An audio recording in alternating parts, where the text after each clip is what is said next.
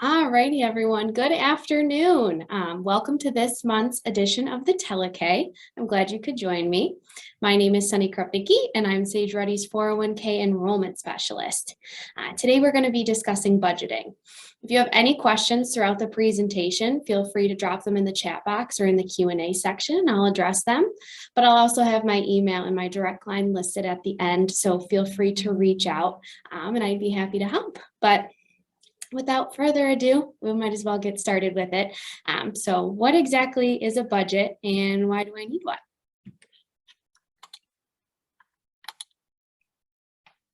So today we're going to walk through what exactly is a budget, why budgeting is critical to your goals, steps to guide you to success on your budget, how to implement best practices, and we'll finish up with some tools to help you stay on track and help you keep to your budget.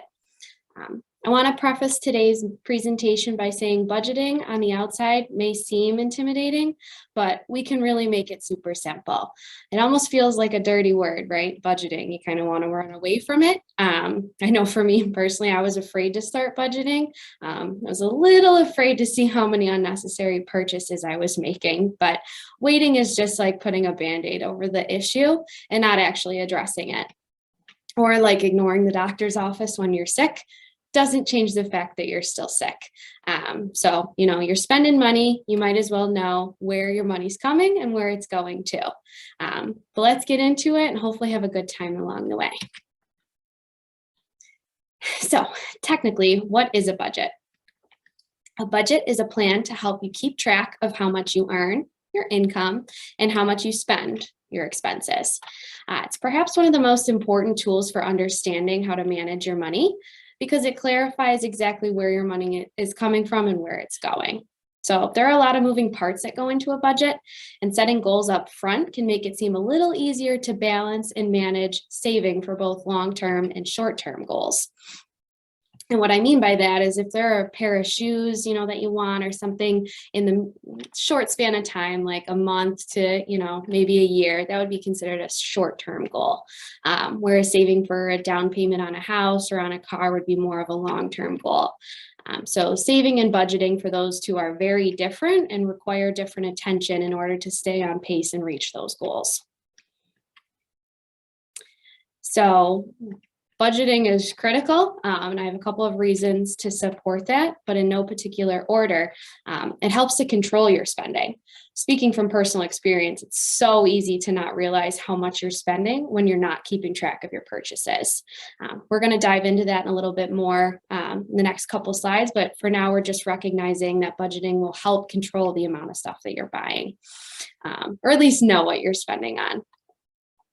Second, it better prepares you for emergencies. So nothing's worse than when you're having a fun week of spending, maybe getting a little click happy on Amazon, and then boom, you get a flat tire, maybe you have to go to the doctor unexpectedly, something that's going to take out a bigger chunk of change than you were expecting. So now things happen. We don't have a crystal ball. And if we did, we'd be all set and good to go.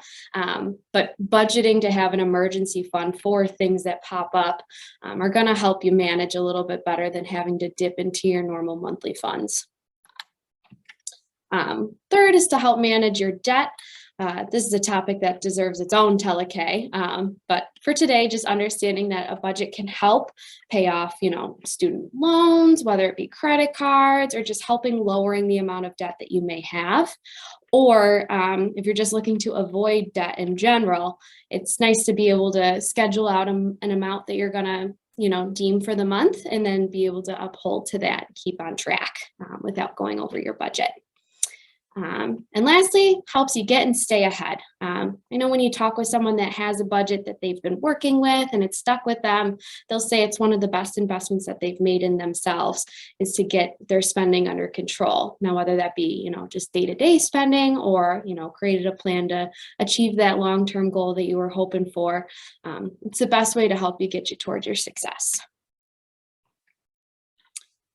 So moving right along, here's a simple way that you can kind of outline a budget for yourself. So you want to start by gathering your financial paperwork. So that's anything to do with your income and spending. You want it all laid out in front of you in one spot. Next, you're going to calculate your income. So it's important to include your, typical day job, but anywhere that you're bringing in money, whether that be, a side job, or if you, sell clothing or anything, or have any passive income, you want to make sure you're keeping track of that. So that's where you're calculating your income. After that, you're going to create a list of your typical monthly spending or expenses. So this is the time to be extremely honest with yourself.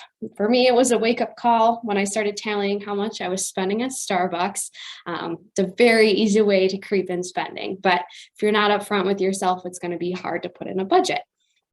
But this is where you're going to include your rent, food, utilities, gas, clothing, the list goes on and on. For anything that you're spending on, you'll want to include in this list. So once you have your expenses listed out, you're going to want to determine which of those are fixed expenses and then which are variable expenses. On the next slide, we're going to dive into a little bit more about what that means, but this is the section where you'd want to determine those and then be able to make adjustments as necessary. So after that, you're going to add both your monthly income and then all of your expenses up and hope that the income is higher than the expenses. No need to fear if it's not. That's exactly why we're creating a budget, and that's how you're going to put into steps to get yourself on track. But after all this, you're going to want to make sure that you actually implement the budget. It's one thing to make it, it's one thing to stick to it. So this is where you're going to be making those conscious efforts to not spend outside of your means. So to go into the difference between fixed versus variable, your fixed expenses are going to be those items or things that don't change. Rent's the same, utilities are the same, car payment, etc. These are predictable. Each month how much they're going to be. Typically no curveballs, right? Where your variable expenses are going to be your costs that are discretionary, unpredictable, one time, or things that go up and down according to usage. That can be your groceries, entertainment, maybe you've got kids to spend on, anything that's not the same exact cost from month to month or on a scheduled basis. Now, it's important to recognize the difference. The fixed expenses aren't necessarily just going to be the non-negotiables. This matters into determining whether or not you can make adjustments on your budget in those categories, and if they need to stay in place. So, for example, Netflix is a fixed cost, but not a necessity per se. In my house, it's a necessity, but that could be something that you can cut out as well. But on the flip side, groceries are a necessity, but not a fixed expense all the time. Some weeks it's higher, lower, it can range. So it's critical to decide which ones can be cut out of the budget and which ones can be left out every so often, based on if they're variable or if they're fixed. Along with that, you might be thinking, well, how can I budget for a variable expense if they're different every month? So if you're looking at food spending, for example, you can look across a couple of months and see, okay, 1 week it was $100. Next one, it was $200. Third week, it was $150. Fourth week was $300, right? You're going to you could take the average of all of those and budget, typically we're spending about this much per month. Or if you wanted to err on the conservative side, that would be saying, okay, the max we spent was $300 in 1 week. So let's budget to spending the most and then hopefully having some extra at the end of the month. You could also take the lowest, but that's going to be more for an aspirational budget versus a realistic budget. So you want to be honest with that. But there are a couple different ways that you could go about coming up with a number for a variable expense. Same sort of deal with variable income. So for example, I work part-time at a local restaurant. So some months I work 4 shifts, sometimes it's 2, sometimes I'm only in there once. So for the income side, I err on the side of, okay, well, what if I only work 1 shift that month?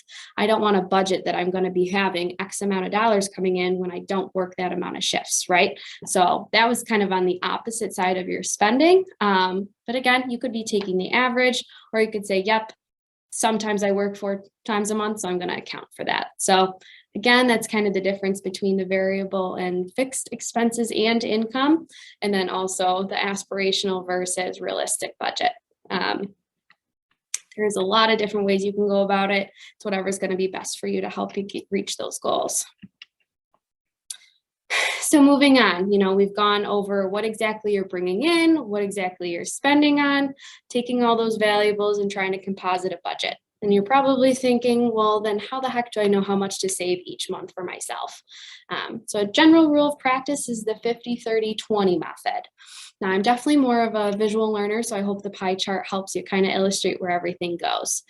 There are 3 different categories. We've got 50% on essentials, 30% on personal spending, and 20% on your financial goals. Now, this is a moving target, kind of like the budget is in itself. It doesn't have to be exact, but as your life evolves, your budget can also change as well. So one piece of advice I will share with you is that a wise colleague of mine shared with me is to treat your savings like a expense.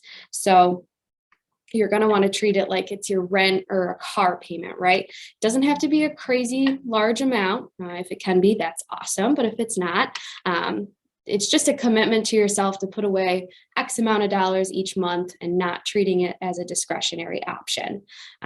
To kind of put this into an example, if you're contributing to a pre-tax 401k account, that money goes away in first without taxes or any chances of spending on it, and then it's into your account, right?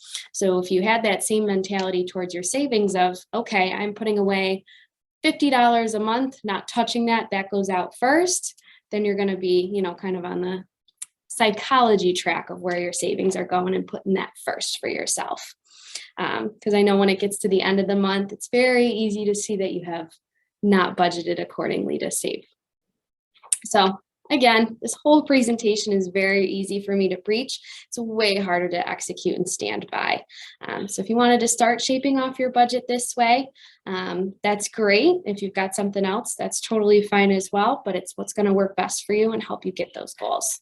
And it can always change as your goals change. So you've taken the steps to create your budget. You've got a great plan to save more and spend less. Fantastic. But now how are we going to implement those best practices to stick to the budget? Figure out your best timeline. Do you want to be looking at a month of spending, a couple months, a year? I'd say most commonly is looking at a monthly budget. But if that doesn't work for you, you're doing what's best for you. Could be taking a look each week, could be every other month, however you're going to help yourself stay on track the best and not get too overwhelmed. It'll be better to help you stay in place and not crash and burn on the budget.